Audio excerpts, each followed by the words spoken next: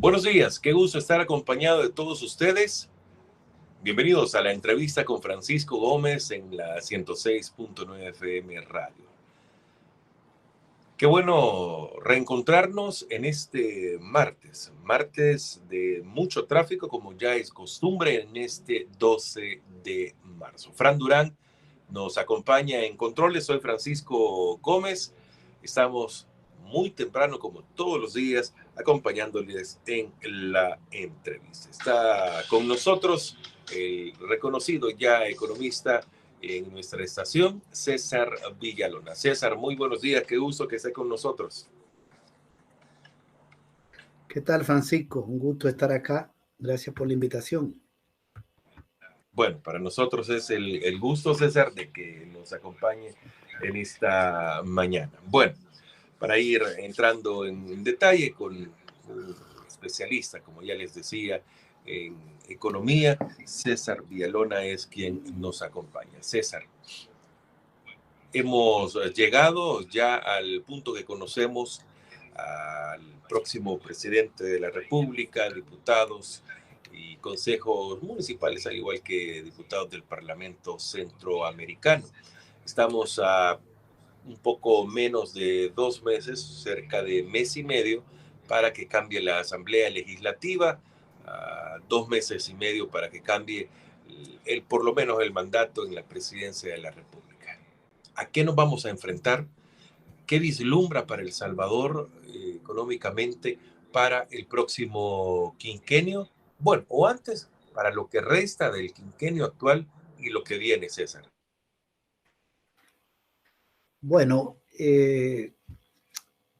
aquí hay una situación económica acumulada bastante complicada. Hay muchos desequilibrios en la economía nacional y al mismo tiempo una tendencia a un estancamiento de la producción de bienes y servicios.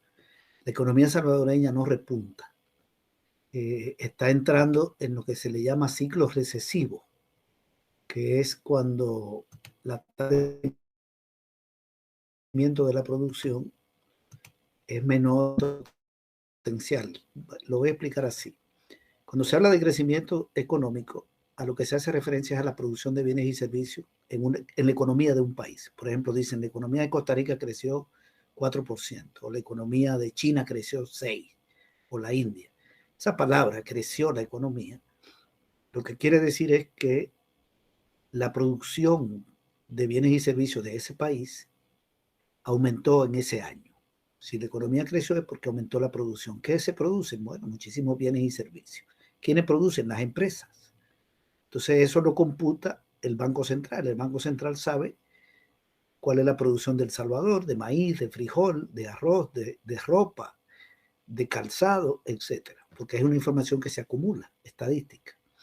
Entonces, cuando un país, esa producción aumenta, es porque hay más inversión privada, está llegando dinero del exterior, está montando empresas. Entonces, claro, se produce más que en el año anterior. Pero cuando se produce menos, es porque hay caída de la inversión privada y de la inversión pública, etc. Entonces, aquí hay una palabra que utiliza el Banco Central que se llama crecimiento potencial. Eso quiere decir que las condiciones de El Salvador, de acuerdo a muchísimos factores, son para que la producción crezca 2.2% al año. Es decir, El Salvador creció 2.2, Costa Rica 4. Todos los países crecen más que aquí, pero aquí el potencial es 2.2. Cuando la economía crece menos de 2.2, entonces la situación es peor, porque eso quiere decir que el 2.2 es chiquito, muy chiquito, pero cuando es menos, eso quiere decir que tiende a estancarse. Estancamiento es crecimiento cero o crecimiento de 0.1, 0.2. Este año, el Banco Central aprobó el presupuesto, estableció una meta que está en el presupuesto nacional de crecimiento de 2%, es decir, por debajo del potencial. Vamos a crecer menos de lo que podemos crecer en términos de producción agrícola, industrial, construcción, comercio, servicio. Y ya el Banco Mundial y el Fondo Monetario están hablando de unos 7.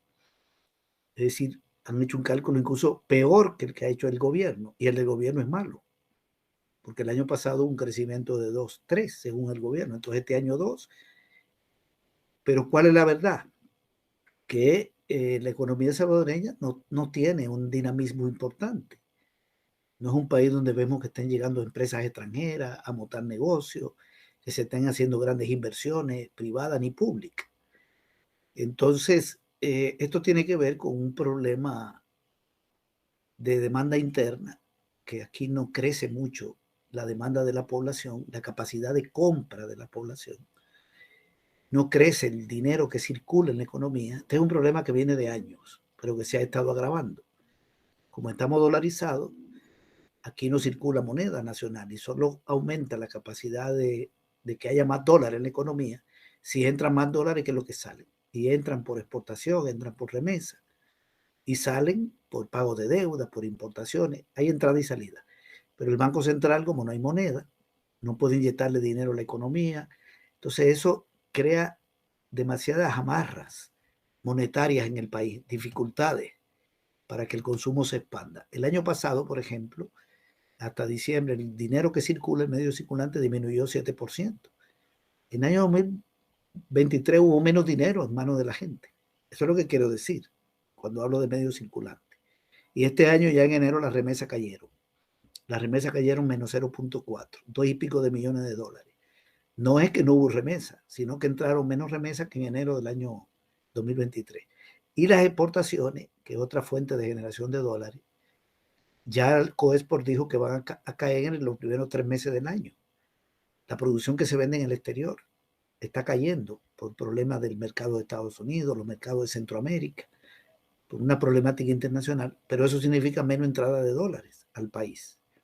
Entonces, si las remesas no, ya arrancaron mal y las exportaciones apuntan a tener un mal desempeño en el año, aunque todavía el Banco Central no está dando datos actualizados, pero ya Coexport, la Cámara habló de caída, y es porque hay un problema en el exterior.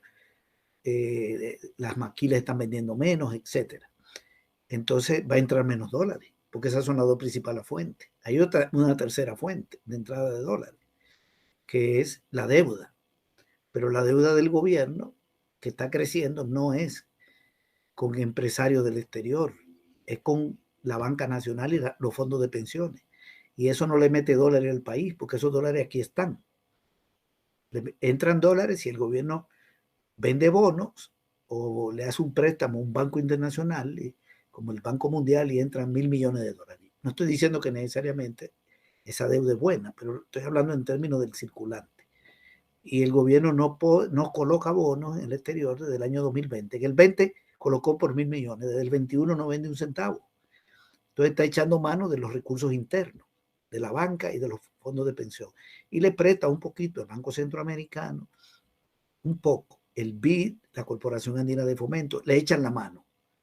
Pero ya el Banco Centroamericano decidió que la cartera de crédito de El Salvador está muy alta, que ha habido un desequilibrio, que ese banco le ha prestado mucho a El Salvador y a Nicaragua. Y acaban de tomar una decisión de que los fondos para El Salvador prácticamente ya van a estar congelados, porque tiene que haber un equilibrio. No le pueden estar prestando más a 2 países cuando son 5. Ese banco es de 5 países.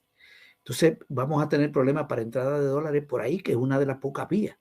Ese banco fue el que prestó para comprar Bitcoin, para que este gobierno comprara Bitcoin. Ese dinero se le debe. Entonces viene otra fuente complicada.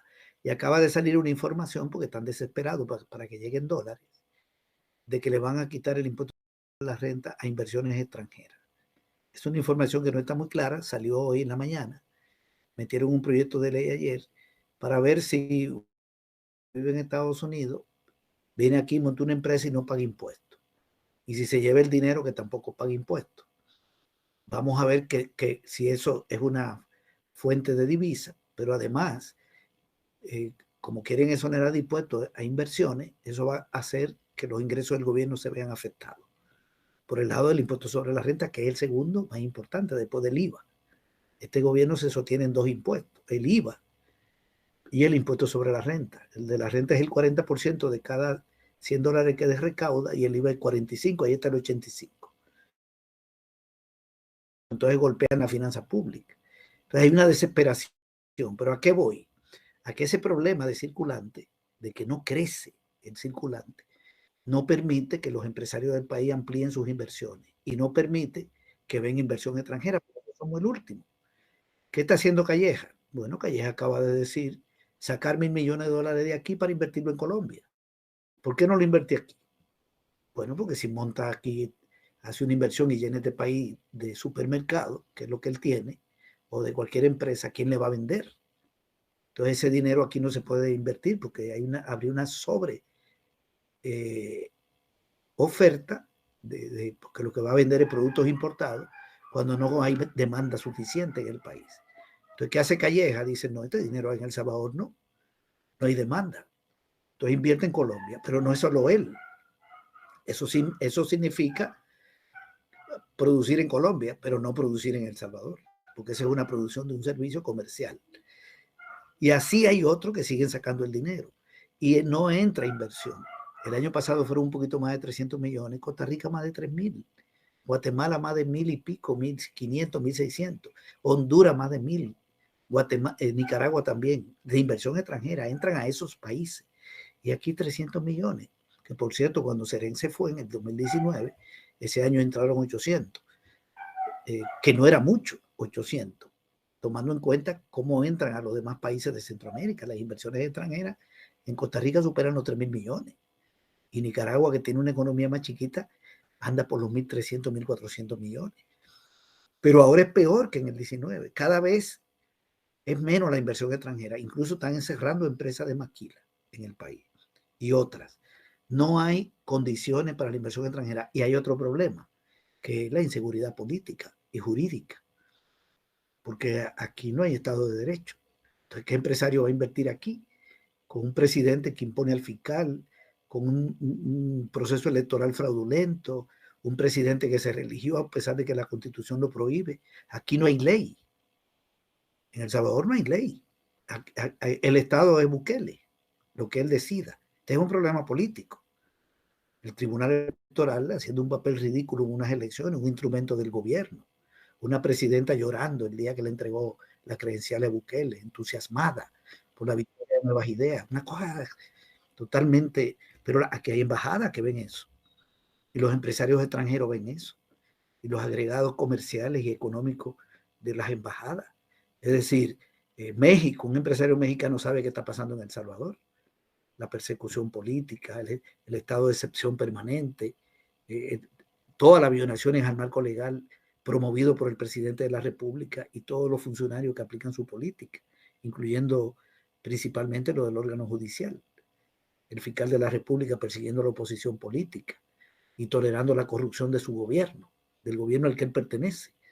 Entonces, yo no veo un buen panorama.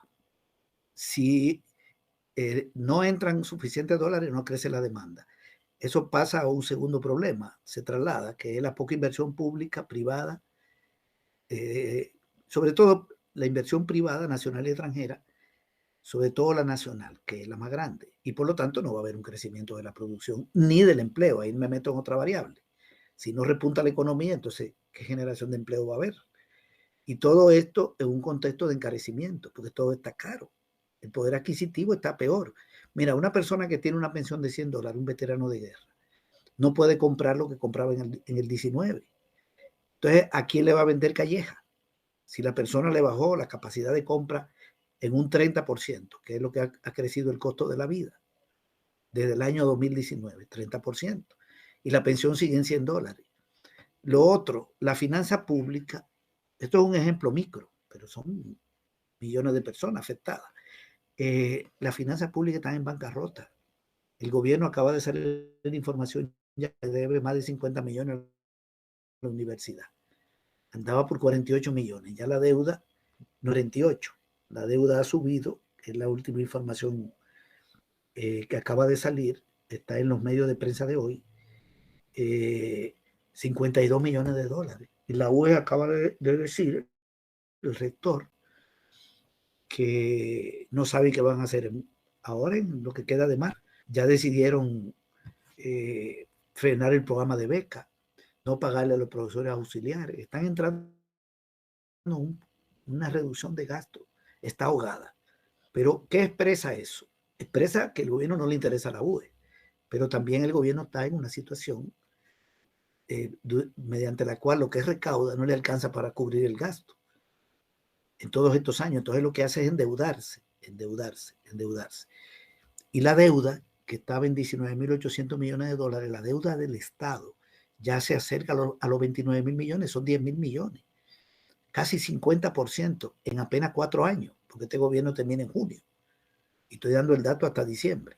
Le faltan 6 meses para, digamos, completar esta información. Entonces, 5 meses. Un crecimiento de la deuda enorme. Y el pago de la deuda consume un montón del presupuesto. Y el presupuesto desfinanciado, que es el otro problema. Y como está desfinanciado, no hacen las inversiones. A la UE le prometieron 4 sedes, no le hicieron ninguna. En la UE hicieron, Bukele cuando echó el discurso hizo 15 promesas y no ha cumplido ninguna. Hasta una unidad de artes, algo así, iban a hacer ahí. Y le iban a dar, iba a ser la universidad con más dinero del presupuesto. El presupuesto debería estar en este momento para que fuera el más alto de Centroamérica, en más de 500 millones. Y apenas supera los 100 y no se lo dan, que le deben 52 millones acumulados desde hace 2 años y ya en lo que va de este año, que le están dando menos dinero en los desembolsos de enero y febrero. Prometen 7 pasos de nivel y hacen 1. Prometen reparar 1.000 escuelas y no reparan ninguna, más de 400 millones. La DON invirtió la mitad del dinero que le aprobaron. La DON, la Dirección de Obras Municipales, se supone que iba a manejar casi 500 millones. Se supone que iba a manejar eso. No se lo dieron. Le dieron como 240 y pico, 250, algo así, que fue lo que más o menos invirtió. El Ministerio de Obras Públicas invirtió el 45% del dinero. El de Educación el 80%, el de Salud el 80%. Entonces los presupuestos no se ejecutan, salvo el de la Fuerza Armada, el de Seguridad Pública, el de la Cancillería. La Cancillería se sobregira, gasta mucho dinero. Yo no sé las razones. Tal vez sea para promover la figura de Bukele en el exterior, pero el ministerio no sirve para nada. Lo que hace ese ministerio no impacta en la vida nacional. Al de Agricultura siempre le recortan. Este año le quitaron más de 30 millones del presupuesto. Le quitaron al que dirige María Chichilco. Le quitaron al de Vivienda 20 millones. Entonces, ¿dónde están las prioridades? En el gasto militar, en el de propaganda, la Cancillería. Y aún así el gobierno no puede ejecutar el presupuesto porque está inflado como lo aprueba y no lo puede financiar porque necesita 2.000 millones, entonces solo consigue 800 o 1.000, la deuda crece, pero le faltan 1.000. Entonces le dicen al ministro de Obras Públicas, olvídate de los 7 pasos de niveles, haz uno, inauguro levanta de las elecciones, olvídate tú de tanto, y paran las inversiones. No es que no haya ninguna, porque todos los gobiernos hacen una carretera, hacen un puente, arreglan una calle. Yo me refiero a la diferencia entre lo aprobado y lo ejecutado. Es un desastre. Ni el Rosales arranca, que viene de un préstamo, que tiene una contrapartida, ¿no? Entonces, si no existe esa inversión pública en obras y construcciones, tampoco hay dinamismo. Por lo tanto, yo este año lo veo mal. Este año va mal, con baja inversión pública, privada, caída de inversión extranjera, con perdón, de exportaciones, baja inversión extranjera. No hay ningún dato de que haya llegado ningún negocio, y ya estamos en marzo. No generación de empleo, los precios no van a bajar. Tal vez el crecimiento de los precios sea en un porcentaje menor, su crecimiento, ya está la inflación de enero, 0.8, casi 1 en enero, casi 1. La tendencia en el año es que pueda llegar a 6 o a 5, no sabemos. En el rubro de alimentos fue 3, ya subieron 3% y ya van 5 alzas de la gasolina en lo que va este año. Está pendiente un incremento de los alimentos, de los precios. Entonces, la inflación sigue siendo un problema y el gobierno, con esa deuda pública que tiene y esa deuda con las AFP que administran los fondos de la gente, está creando una situación explosiva para los próximos años. A las AFP le deben más de 9.000 millones. Yo busqué, le dan 5.000 y pico. Acumulado durante tres gobiernos anteriores. Y él, porque comenzó el endeudamiento en el 2006, cuando lo aprobó Arena, con el apoyo del PCN y el PDC para pagar pensiones del sistema público. Estos están agarrando dinero no para pagar pensiones, sino para financiar la caja del presupuesto. Y la deuda ha crecido en 5.000 millones en el gobierno de Bukele. Casi, un poquito menos con las AFP. Casi se ha duplicado. Y han decidido no pagar sobre esa deuda por 4 años.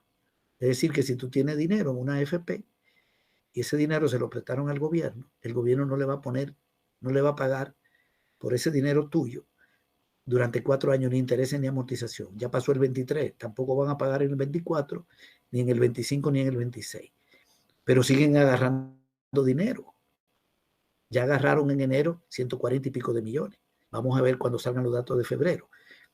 Eso es una cuestión explosiva. ¿Y para qué? Para sobrevivir, para poder pagar el salario de Bukele, el salario del ministro de Salud, para la propaganda, para los gastos corrientes del gobierno, no para obras. Bien, entonces, sintetizando, problema en la producción y la inversión, problema en el empleo, problema en las finanzas públicas, alta deuda, endeudamiento público alto, fundamentalmente muy grave con los fondos de pensiones, porque no le están pagando y siguen agarrando, y con la banca privada a la que le deben 2.800 millones, y están negociando una ampliación de los plazos de pago. Precios altos, eso no va a bajar, aquí no va a bajar el precio de nada. Débil poder adquisitivo de la población, poco crecimiento del circulante, por lo tanto no hay estímulo para un despegue económico. Ese es el escenario que yo veo aquí. Y los servicios sociales se deterioran, como el de la UES. No le aumentan el salario a los docentes, no se lo aumentan, ni el año pasado que le tocaba, y este año debieron ponerlo en el presupuesto y le quitaron 7 millones al Ministerio de Educación. No se ve aumento salarial por salud, están violando los escalafones. Y se están deteriorando los servicios educativos y de salud en el país. Y sigue aumentando la inmigración. El año pasado devolvieron de la frontera de Estados Unidos 62,000 personas. Eso quiere decir que entraron más de 100,000 a Estados Unidos, solo en el 2023, porque cuando devuelven 10, entran 15. Esos son los cálculos. Si devolvieron 62, entonces entraron 62,000, más la mitad de 62,000, ya estamos en 90,000 y pico. Pero no quiere decir que los 62,000 que no lo dejaron entrar están aquí. Andan merodeando la frontera, andan por México, Guatemala. Ahí sigue la inmigración y esto tiene que ver con un problema de falta de empleo, el sector agropecuario golpeado, toda la producción de granos básicos cayó el año pasado, se está yendo mucha gente del campo, está disminuyendo la gente que trabaja en la producción de alimentos en el campo, y con el problema de la seguridad, un montón de jóvenes que le tienen miedo a que los apresen en marco de este régimen de excepción, donde hay miles de gente inocente presa. Aquí no se ve mejoría de nada. Y todo lo que estoy diciendo son datos públicos. Bueno, está con nosotros César Villalona, economista. Regálenos ustedes el me gusta o el pulgar arriba para que podamos llegar a más oyentes, a más seguidores en nuestras redes sociales también y por supuesto en la radio. Usted dele volumen a la 106.9. César Villalona, el gobierno, según lo que usted nos está indicando cómo va la economía, como dicen, comienza con los pies hinchados el nuevo quinquenio, con un desfinanciamiento, pero hoy se está hablando mucho de que el Bitcoin ha subido y con eso El Salvador puede salir a flote nuevamente. ¿Cómo deberíamos de tomar esta información que nos está vendiendo el gobierno de que el Bitcoin sube y por eso el país irá de lo mejor? Es que este país no tiene relación con el Bitcoin. Aquí hay una ley, pero aquí no hay Bitcoin. O sea, aquí el salario de quién está en Bitcoin. Si yo tuviera Bitcoin y baja de precio, pues me va mal. Si sube de precio y lo vendo, me va bien. Pero aquí la gente tiene Bitcoin. El Bitcoin no es moneda de curso legal. Aquí la gente lo que tiene es salarios en dólares, pensiones en dólares. La gente que tiene ahorro en dólares. El que dice que tiene Bitcoin, nadie sabe si lo tiene. según él, es el gobierno, que dice que compró, ya sabemos que regaló una parte hace unos años y la gente se deshizo de eso, a lo que le dieron $30. Y ese dinero fue a Bandesal, pero una cantidad de dinero que no tiene ningún impacto en este país. Está hablando de $90 millones, cuando el circulante son 6.000 millones. Y eso salió de circulación y ya y la farmacia agarró el Bitcoin, le dio la medicina a la gente que le regalaron en la billetera digital $30 en Bitcoin. La persona jamás ha vuelto a ver eso, a la que le regalaron los $30. Ni lo ha vuelto a ver ni lo va a volver a ver. Y mandó el dinero en la farmacia, digamos, para Bandesal, el Banco del Estado. Y el banco le mandó dólares. ¿Dónde está el Bitcoin? Se supone que en Bandesal. Se supone, porque uno no lo sabe. Bandesal se lo puede haber vendido a gente que tiene dinero proveniente de fuentes ilícitas, a traficantes de drogas, para que legalicen los dólares. Entonces aquí no se sabe si el gobierno tiene o no tiene eso. Lo que sí sabemos es que gastó $365 millones para este experimento, que montaron cajeros y que todos esos cajeros desaparecieron. Hay una inversión que se perdió y eso es dinero del pueblo, porque todo ese experimento fue con deuda pública, con deuda del Estado.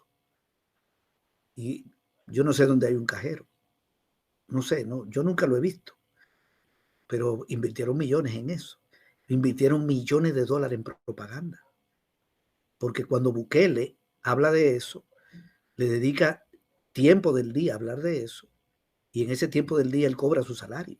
Él es un empleado público. El presidente de la República es un empleado público.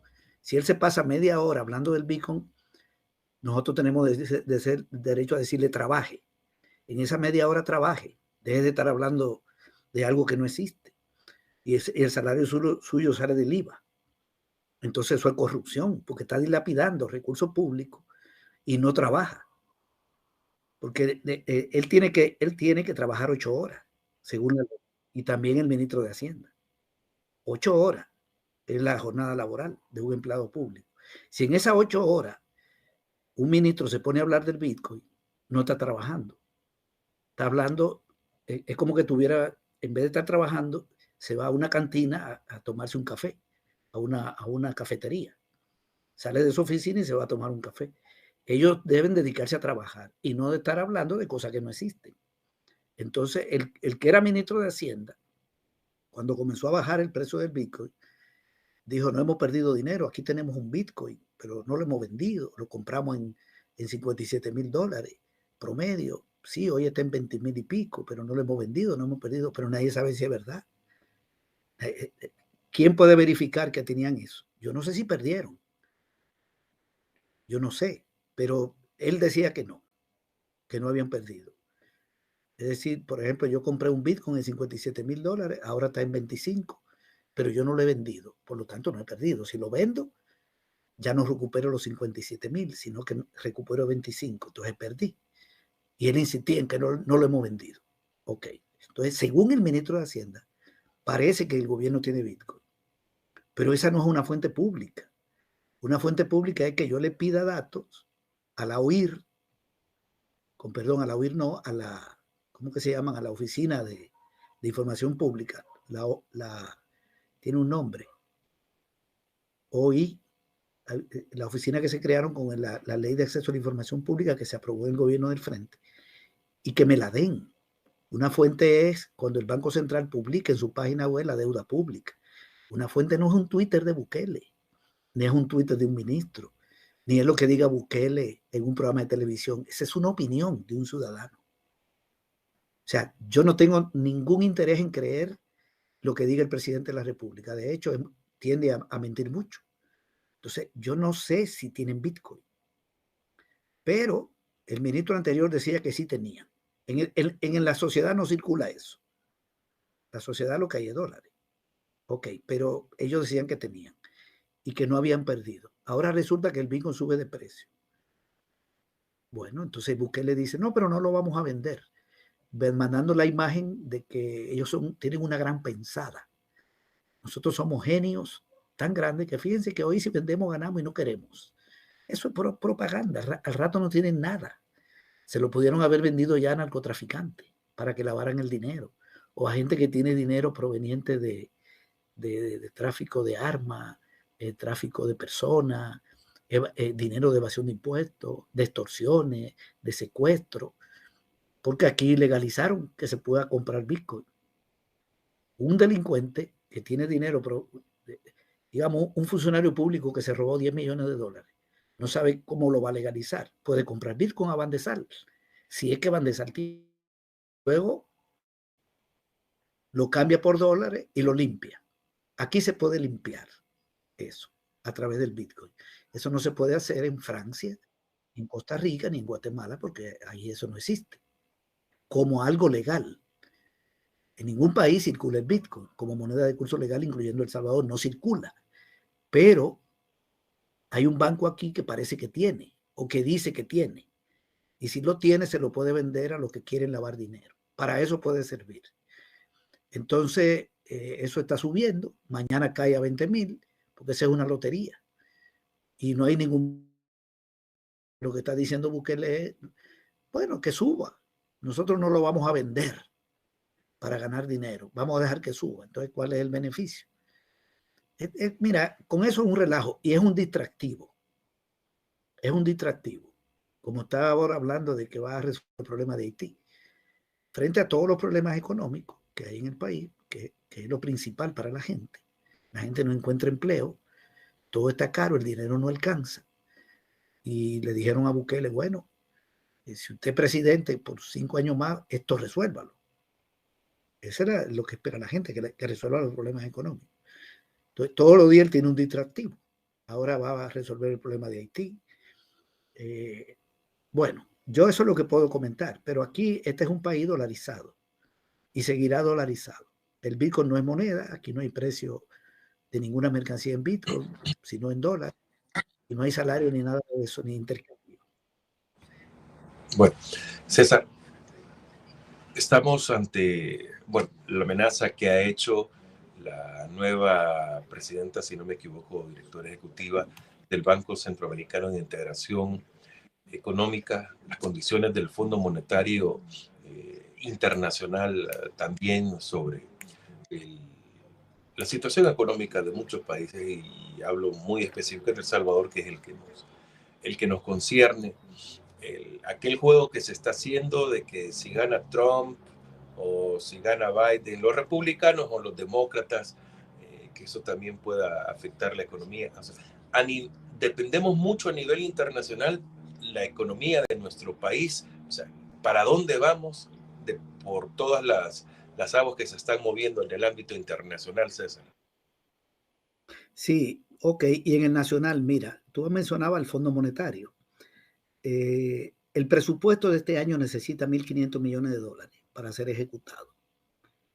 ¿Ya? Le dijeron al gobierno, usted va a gastar 9.000 millones. Por cierto, el presupuesto es más chiquito que el del año pasado. Y eso cuando un presupuesto es menor que el del año anterior, entonces quiere decir que está recortando. Pero le faltan 1.500 millones. Un poquito menos, 1.488 millones. Entonces, ¿de dónde lo va a sacar ese dinero? El Banco Centroamericano ya dijo que no le va a prestar más. Pero el Banco Centroamericano le prestaba 150 millones. Tampoco era una fuente importante de financiamiento. Bono no puede colocar, porque la deuda está muy alta y le van a decir, bueno, que son papeles legales. Yo se lo compro, pero me lo paguen 4 años a 14%. Eso es terrible. Se estrangula de inmediato. Entonces no se ven como préstamo, con el BID, yo creo que van a seguir agarrando el dinero de las pensiones. Todavía las AFP le pueden prestar como por 1.500 millones. Ya no da para mucho. Le deben más de 9.000. Ok. Millones de dólares. Pero el dinero no es de las AFP, es de la gente. Si sigue agarrando de ahí, pues digamos que consiga 600 o 700, no ejecuta el presupuesto. Igual no lo puede ejecutar, pero consigue algo para financiar el faltante y vuelve a subir la deuda. Muy peligroso, muy peligrosa esa deuda.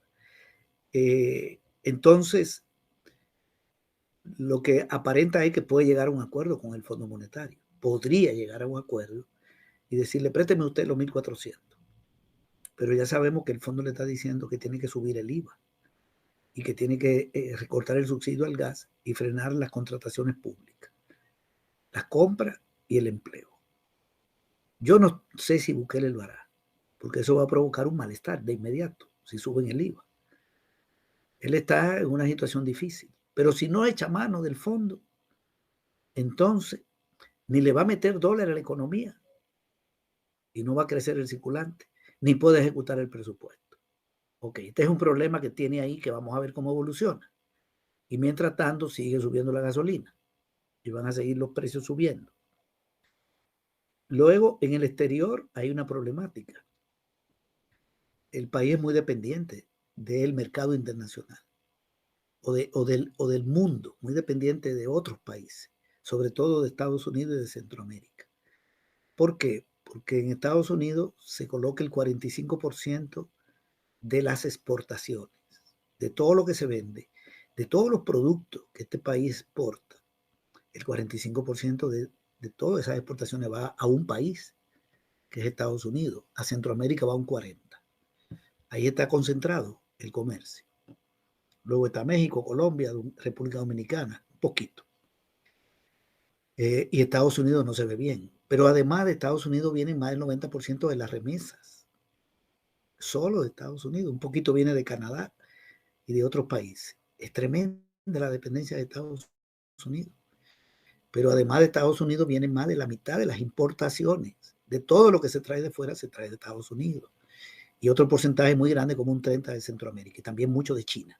Ahí China tiene un peso, como de 20%. Bien, entonces estamos muy dependientes de un país llamado Estados Unidos. Pero cuando ese país tiene problemas, también afecta a Costa Rica, afecta a Honduras, afecta a Guatemala. Y nosotros tenemos dependencia de Costa Rica, de todos los países de Centroamérica, de donde vienen las verduras, la fruta y muchísimos productos, lácteos de Nicaragua. El entorno internacional de El Salvador es muy malo. Y este gobierno no ha hecho nada por cambiar eso. Porque los gobiernos del frente intentaron una reinserción con las relaciones con China. Fundamentalmente, se amplió también las relaciones con Cuba y con Rusia. Y hubo un intento por el lado de Bolivia. Pero este gobierno no ha hecho nada en materia de búsqueda de mercados internacionales. Entonces ya decía, en enero cayeron remesas, van a caer las exportaciones. En Estados Unidos la economía va a una situación mala porque es un país que está en una guerra, en dos guerras, tiene prioridades militares, la energía está creciendo mucho, el precio de la energía, y las economías de Europa están estancadas, que es donde una gran cantidad de productos que exporta, vende mucho en Europa. Pero en Europa, Alemania está estancado, la economía de Europa está creciendo 0%. Se metieron en una guerra en Ucrania de la que están saliendo mal, porque la rusa crece, pero Estados Unidos no vende en Rusia. Su mercado son México, Europa, Japón, China, más o menos un poco Sudamérica. Entonces, ese país lleva una tendencia negativa. Está metido ahora en un proceso electoral del que no se sabe qué va a salir. Un presidente estrafalario, Trump, medio alocado, y el otro que es una persona senil. Y yo no me lo imagino siendo presidente al otro, o por lo menos no me lo imagino terminando el mandato, porque ese señor ya se cae. Entonces, ¿cuál es la situación de ese país? Es terrible la situación, no se sabe qué va a pasar. Cualquiera de los dos, ahí no va a sacar a ese país de ningún problema.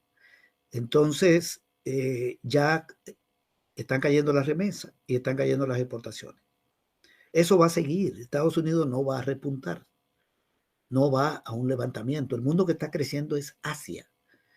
La China, la India crecen 6, 7%, 5, 6%.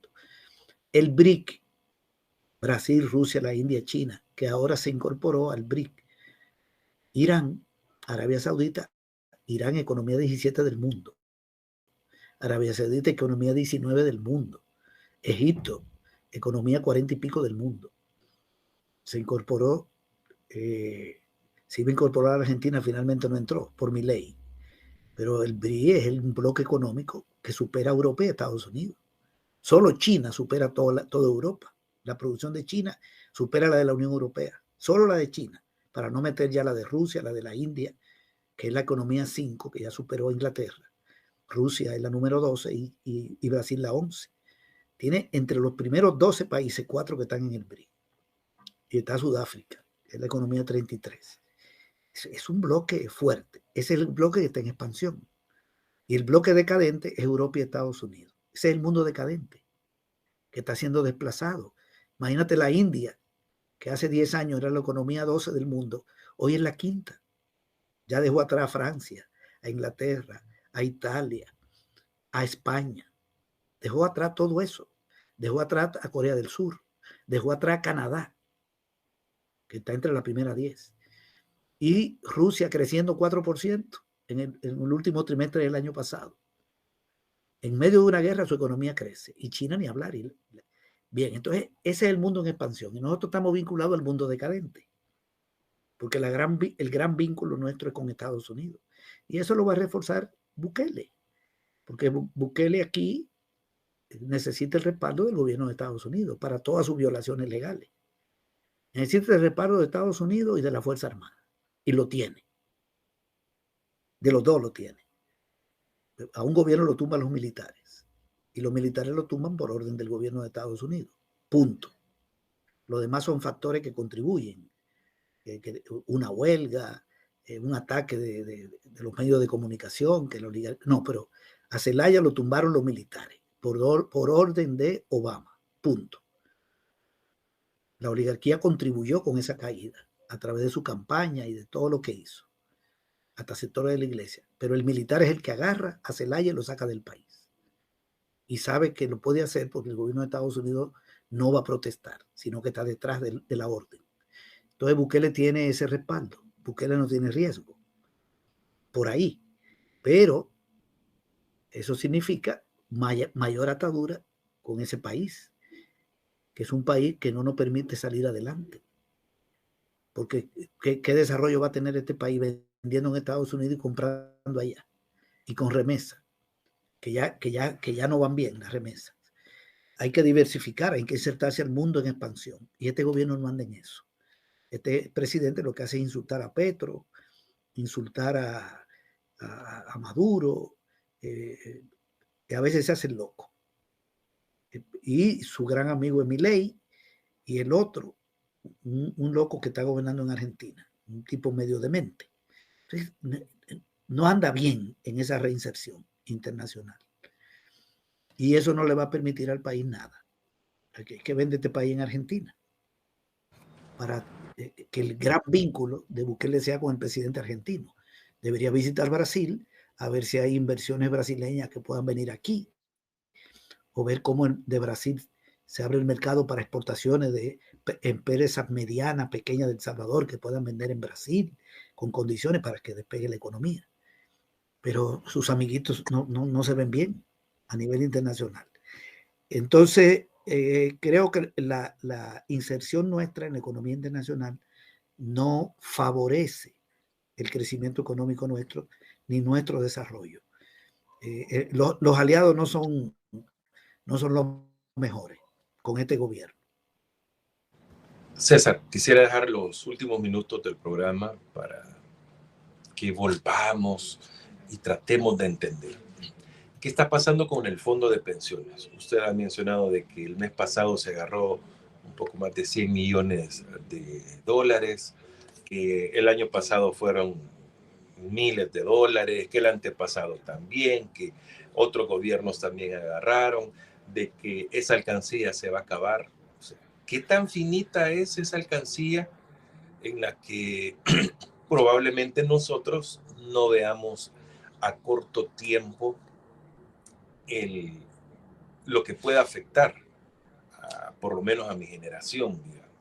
Pero los que ya están pensionados, ¿en qué les puede afectar? O sea, ¿qué tan finito y hasta cuándo es que van a agarrar dinero y se va a ver la afectación realmente a los pensionados, César? Ok, mira, permíteme decirle a las personas que nos escuchan de dónde que viene esto, rápidamente, en 2 o 3 minutos quiero explicar, y luego plantear el problema y su tendencia, que es lo que tú me has preguntado, para dónde va. Alguien puede decir, pero ¿por qué es que las AFP, que administran los fondos de pensiones de la gente cotiza ahí, le prestan al gobierno? O sea, ¿por qué le prestan dinero de la gente al gobierno? Porque cuando las AFP se crearon, no era para que le prestaran al gobierno. Le podían prestar a una empresa pública, digamos a la CEL, el dinero de la gente, para que la CEL haga inversiones. Pero la CEL es una empresa, o a CEPA, pero sobre todo que le prestaran a empresarios privados para que invirtieran y la economía creciera, hubiera empresa. Esa era la lógica.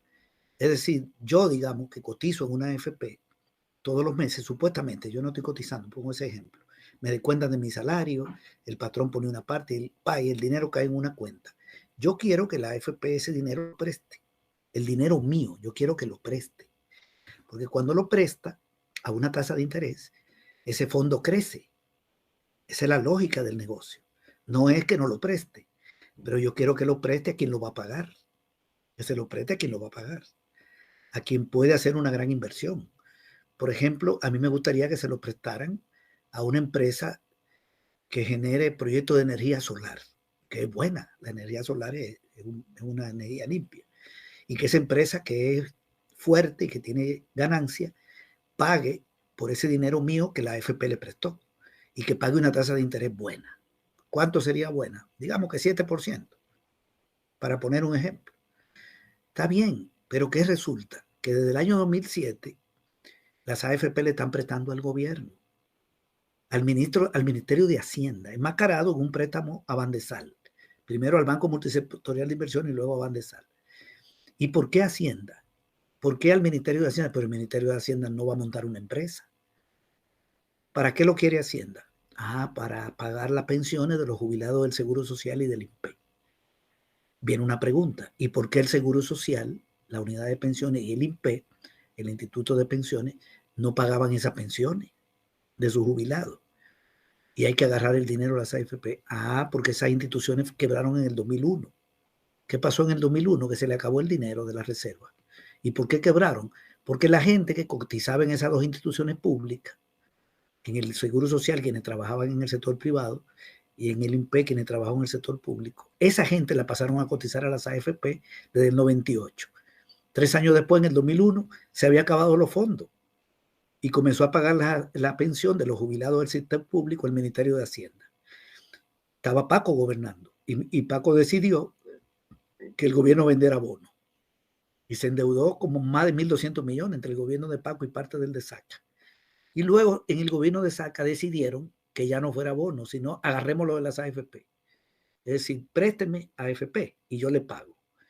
Y le pusieron una tasa de interés. Entonces, desde 2007, por orden, por decisión del gobierno de Saca, con los votos del PCN y el PDC, 3 partidos aprobaron ese endeudamiento. A propósito, Bukele está vinculado a esos partidos. Él tiene alianza con el PCN, con el PDC y se metió en Ghana para ser presidente. Y Ghana es un desprendimiento de arena. Es decir, que está vinculado a los partidos que hicieron esto, que privatizaron la administración de los fondos, que le abrieron paso a las AFP, que crearon el Seguro Social y que decidieron que las AFP le presten al Ministerio de Hacienda. Hay que decirlo así directamente, aunque se enmascare, es al Ministerio. Pero el Ministerio de Hacienda también la ha estado pagando. Le prestan el 7, un préstamo a 30 años, le prestan el 2008, le prestan el 9, le prestan el 10 porque es una herencia. Es como la dolarización. Yo no puedo culpar al gobierno de Bukele de que el país esté dolarizado, pero está dolarizado, viene del 2001. Entonces esos préstamos que hacen las AFP vienen desde una decisión de los gobiernos del gobierno de Arena con el respaldo del resto de la derecha. Y se ha heredado esos préstamos. Ok. Entonces las AFP le prestan todos los años para pagar la pensión del sistema público. Y todos los años el gobierno pone en su presupuesto el pago a las AFP. Es como que tú, Francisco, todos los años me prestes $1,000 y ya tú tienes 10 años en eso, pero yo también te estoy pagando en esos 10 años. Solo que lo que te pago. Porque o te pago es intereses que no reduce la deuda. Y una deuda que comenzó contigo en $1,000 en 15, digamos. Ok, pero siempre te estoy pagando, no te he dejado de pagar. No dejo de pagar Saca, ni Funes, ni Serén. Pero llegó Bukele. y aprobaron una reforma en el 2022 que entró en vigencia en enero y cerraron el INPE y crearon el Instituto Salvadoreño de Pensiones. Y la deuda del Ministerio de Hacienda, que estaba en 5.800 millones, bueno, 5.800 millones cuando llegó Bukele, se la pasaron al Instituto Salvadoreño de Pensiones. Y el Instituto Salvadoreño de Pensiones puede pagar esa deuda. ¿Y de dónde va a sacar el dinero? Porque el Ministerio de Hacienda recauda dinero de los impuestos. Pero ¿y ese instituto? La gente no cotiza ahí. Ahí la pasaron, no hay garantía de que la pague. Ok, ahora ya la deuda no está en Hacienda, está en otra institución pública. Pero resulta que también con esa reforma crearon certificados de obligación previsional. Sustituyeron unos papeles que eran certificados de inversión, que era lo que le daba el gobierno a las AFP para que las AFP le prestara. Le daban un papel llamado CIF y ahora le dan un papel llamado COP, certificado de obligación previsional. Cambiaron el nombre. Entonces el Ministerio le siguen pidiendo prestado porque le venden COP, pero ahora resulta que no tiene límite esos préstamos, porque antes tenían un límite. El gobierno no podía llegar a deber más del 45% del dinero que tienen las AFP. A hoy puede llegar a deber el 100%, no hay límite. Entonces están vendiéndole COP. Toda esa deuda ha venido creciendo en estos años. Una deuda que estaba en 5.800 millones ya superó los 9.000. Ya está por encima de los 9.000, como de 9.200. Y solo el año pasado, desde mayo hasta diciembre, fueron un poquito más de 1.000 millones. Y uno dice, pero si no eran más que 300 lo que necesitaba para pagar la pensión del sistema público, ¿y por qué pidió 1.000 millones si necesitaba 300? Porque los otros 700 son para que no quiebre definitivamente el Ministerio de Salud, el Ministerio de Educación, para pagar salario y compra de bienes y servicios. Es decir, lo están utilizando no para pagar pensión, sino para hacer lo que les dé la gana con el dinero.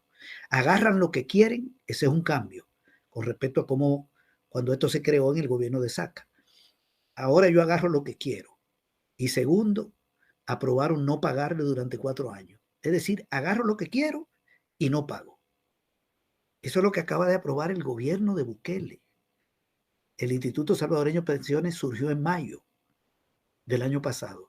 Se reunió con las AFP y le dijo, ¿cuánto que le debo? Tanto. No habrá pago durante 4 años. No se va a poner en el presupuesto del Ministerio de Hacienda el pago de esa deuda. Ni en este año habían 570 millones, no habrá pago. Ni el 24, ni el 25, ni el 26. Y las AFP dijeron, bueno, no, a mí no me importa. ¿Y qué le importa a las AFP? Si el gobierno no paga, las AFP no pierden, porque ellas no ganan con esos préstamos. Las AFP ganan con la comisión. Cuando tú cotizas en una AFP, ellas te quitan dinero y de ahí sacan la ganancia. El resto del dinero que queda lo prestan y eso no le da ganancia. Y si no lo paga al que se lo prestaron, el problema es tuyo, no es de la AFP. Y la gente que cotiza ni cuenta se dio de este manejo. Ok, entonces, para entrar a sintetizar la respuesta de tu pregunta, esta deuda ya ha crecido de 5.800 millones a más de 9.000. Está altísima. ¿Podrán las AFP seguirle prestando? Los fondos de las AFP andan por los 13.000 millones, pero ellas tienen dinero prestado al sector privado, porque las AFP también prestan al sector privado y le hacen préstamos a CEPA, etcétera. Y tienen que tener un fondo ahí, un fondito que no lo pueden usar. No es un fondito, es un fondo para pagar pensión de sus jubilados. Hay más de 100.000 personas jubiladas de las AFP. Hay que pagarle pensión. Entonces ahí tienen una caja chica que la pagan de esos ahorros. De manera que ¿cuánto es que le queda para prestarle? A mí me da la impresión, porque aquí hay mucha opacidad, de que las AFP le pueden prestar todavía alrededor de 1.000 millones. Todavía, más o menos. Bien, eso lo pueden hacer este año, para que el gobierno no cierre, el Ministerio de Salud no cierre. Bueno, la UE, parece que a la UE la van a mantener ahogada, pero el gobierno va a seguir echando mano. Pero a partir del año que viene, yo no creo que puedan seguir agarrando dinero de ahí. Ahí viene un problema para la finanza del gobierno. Pero para la gente que tiene ahorro en las AFP, ya el problema está. porque decidieron no pagar dinero por esos fondos hasta el 27, hasta 2027. Y dicen que a partir de ese año, es decir, yo, Francisco, te debo $10,000, pero yo te voy a comenzar a pagar en el 2027. ¿Estamos de acuerdo? A partir del 20, de aquí el 27, tú solo me prestas. Tú solo me prestas. Me va a prestar 1,000 anual. En el 27 te voy a deber 4,000 más. Pero yo te voy a comenzar, por eso que ya te debo, en el 27, porque tú me lo prestaste a 20 años, pero yo no te quiero pagar y te voy a pagar a partir del 27. Pero te prometo que te voy a pagar a 7. Eso es lo que le han dicho a la gente, a 7. Pero ¿qué resulta? En el 27, si es que Bukele presidente todavía, porque aquí no se sabe, pero suponiendo que fuera presidente, la Asamblea va a aprobar en el 26 aplazar esos pagos por otros 4 o 5 años más, porque no pueden pagar, porque esos son por año, son más de $600 millones. El Ministerio de Hacienda no va a poner esa partida en su presupuesto. Lo que van a dejar de pagar son 2.500, pero cuando reanuden el pago, esa deuda va a estar tan alta y tan acumulada que si en el año 2023 el pago eran 570, para el 27 tienen que arrancar pagando, yo creo que tienen que pagar arrancando más de 700, 800 millones. Pero ese es el presupuesto del Ministerio de Seguridad. Todo el presupuesto. Entonces el gobierno no va a pagar eso. Van a tomar otra decisión. Otra decisión. Entonces eso está tronando. Ya está llegando a un tope para pedir y no creo que pague. ¿Qué va a pasar ahí? Bueno, que cuando una persona se jubile en el 27, va a encontrar en su cuenta menos dinero. O en el 26. En su cuenta va a haber menos dinero. ¿Por qué? Porque una de las instituciones a la que se le prestó es el gobierno y no pagó. Entonces a ti te van a calcular tu pensión y te va a salir peor. Te voy a decir cómo te la van a calcular, si es tu caso. Si tú cumples 60 años en el 27, en el 26, te van a decir, Francisco, usted tiene aquí $40,000. ¿Cuánto? $40,000. Pero usted debió tener 50,000. Pero le aclaramos que como el gobierno no pagó, solo tiene 40. Ajá. ¿Y qué pasó con el gobierno? No, que el gobierno ha decidido no pagar. Pero usted, ¿por qué aceptó eso? Bueno, usted no se enteró de que llegamos a un acuerdo. Yo no me enteré porque yo no estoy metido en eso. Y usted me administra mi dinero y yo lo que quiero es que me lo administre bien. Sí, pero hubo un acuerdo y te lo enseñan. Ah, ok. Entonces tiene 40,000. Te van a decir, eso lo voy a dividir entre 250 meses. Ya. Entonces su pensión son $160. ¿Cuánto? $160. Sí, pero de lo que hay ahí, le vamos a subir un 30%. 160 más el 30% de 360. ¿Cuánto da eso? $208. ¿Esa es mi pensión? Sí, esa es su pensión. Porque le salió en 160 y según la ley, a eso hay que subirle un 30% de su fondo. De su fondo. Y llegó a 208. Y la pensión mínima no, que es 304. Sí, es 304. A usted le faltan ahí 90 y... ¿Cuánto? Si son 208, le faltan $96. ¿Y eso quién me lo da? El Ministerio de Hacienda. Usted tiene que ir al Ministerio de Hacienda para que me mande todos los meses $94 para ya completarle los 304. Y aclaro lo de 304 porque así quedó la pensión mínima en el artículo 114. No la subieron. Entonces, de la nueva ley. Entonces, las AFP te van a dar 208 y el gobierno te va a ayudar a llegar a 3,4 poniendo la mínima, pero lo tiene que poner Hacienda. ¿Y de dónde lo saca? Del IVA. Ok, y si tú tenías un salario, digamos, no sé, de $800, prepárate para una pensión de 300. Menos los descuentos, te va a salir 270. Sustituye un salario de 800 por una... Eso es lo que hay. Y si es de 1,000 el salario, si es una persona que tiene 40,000, que fue el ejemplo que te puse, si tú tuvieras 40,000, tiene que tener un salario de 800. Entonces, es un desastre. Pensiones de miseria, pero también la AFP te puede decir, mira, aquí no hay dinero para pagarte pensión. ¿Por qué? Porque el gobierno debe más de 10.000 millones y no paga. ¿Y qué hago ante eso? Bueno, yo no sé qué va a pasar. Ahí, legalmente, no sé si hay que meterle un juicio a la AFP que administra tu dinero o si es el gobierno, porque hay una legislación y hubo una negociación de la AFP con el gobierno. El gobierno, yo creo que los dueños de las AFP tienen una responsabilidad en esto, no solo el gobierno. César, esa es la situación, Francisco. ¿qué tan finito, vuelvo, es este fondo, esta alcancía que hay de los pensionados? ¿Falta mucho porque se acabe o a este ritmo no llega ni a este quinquenio a terminarse? No entra en crisis en este gobierno. En este gobierno hay una crisis en los fondos de pensión en los próximos años. Incluso podría ser el año que viene si el gobierno agarra 1.000 millones, como agarró el año pasado. Si agarra 1.000 millones, va a venir un problema. Y a mí me llama la atención que hay una AFP que ya la vendieron.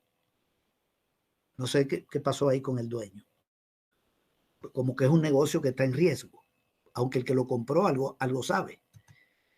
Pero yo sí creo que en el gobierno de Bukele habrá una crisis en el fondo de pensión, una crisis financiera en este fondo, en lo que queda de este gobierno, y posiblemente no a finales.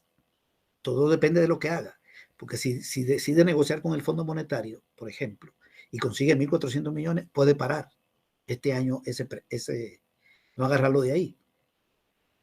Yo no sé si van a negociar, o sea, no hay una sola vía, ¿verdad? Pero si no negocia y agarra de ahí, el lío ya lo va a tener el año que viene. Ahí va a venir la reventazón. Depende, pero las tendencias son malas, porque las finanzas públicas ya se sabe que no andan bien y el gobierno no va a conseguir dinero de los que tienen. No va a recaudar, no va a sanear su finanza consiguiendo dinero, poniendo el impuesto a los ricos. Miren lo que anda ahora, queriendo dar incentivos fiscales, que es menos recaudación.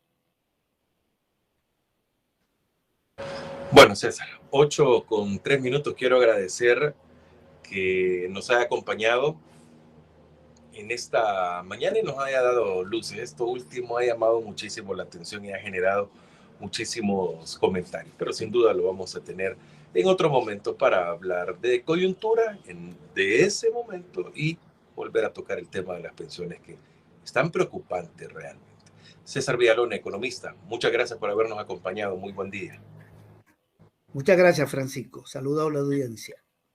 Bueno, muchas gracias a todos los que nos han acompañado. Mañana a las 7 estaremos nuevamente con todos ustedes. Fran Durán con la máquina del tiempo viene a continuación. No olviden regalarnos su me gusta, su pulgar arriba para que podamos llegar a más personas que siempre estén con nosotros acá en redes sociales, en nuestro canal de YouTube 106.9 FM Radio. Suscríbase, toque la campanita, comente, regálenos su me gusta, su pulgar arriba para que podamos llegar a más personas. Buenos días.